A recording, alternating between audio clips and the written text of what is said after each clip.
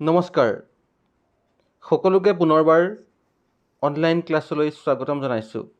আজি আমি পঞ্চম শ্ৰেণীৰ আমি আৰু আমাৰ পৰিৱেশ বিষয়ৰ দ্বিতীয় পাঠ পৰিস্থিতিতন্ত্ৰৰ দ্বিতীয় খণ্ড আলোচনা কৰিবলৈ আগবাঢ়িছোঁ। আমাৰ পৰিৱেশত নানান ধৰণৰ পৰিস্থিতিতন্ত্ৰ আছে, যেনে ঘাঁহনি, পুখুৰী, পথাৰ ইত্যাদি। পুখুৰী হ'ল পৰিস্থিতিতন্ত্ৰৰ এক উত্তম উদাহৰণ।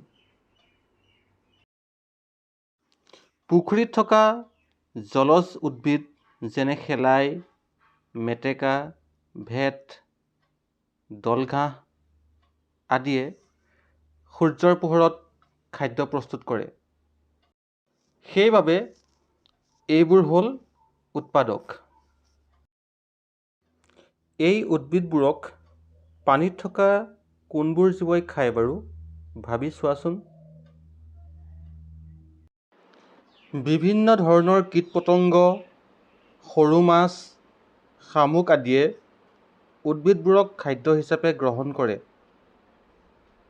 সেইবাবে সেইবোৰ হৈছে প্ৰাথমিক উপভোক্তা। এতিয়া প্ৰাথমিক উপভোক্তাক কোনবোৰ জীৱই খায় বাৰু? পুখুৰীত থকা ডাঙৰ মাছ, ভেকুলী, কেঁকুৰা আদিয়ে প্ৰাথমিক উপভোক্তাক খায়। সেইবাবে সিহঁত হ'ল গৌণ বা তৃতীয় শ্ৰেণীৰ উপভোক্তা। ভেকুলী, কেঁকুৰা, মাছ আদিক সাপ, বগলী, মাছৰোকা আদি চৰাইয়ে খায়।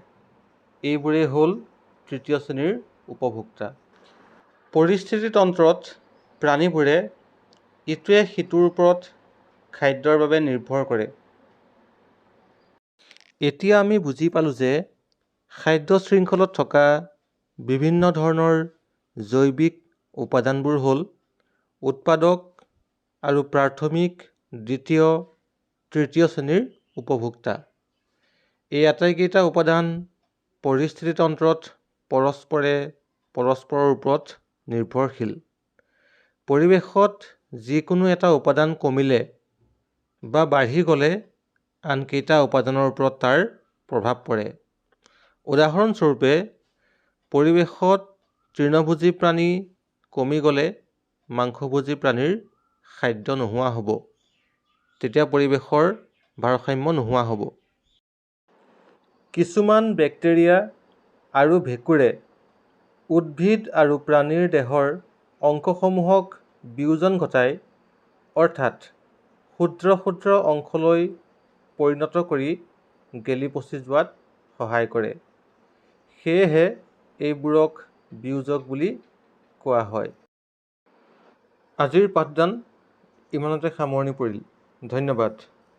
পৰৱৰ্তী খণ্ডত পুনৰ লগ পাম।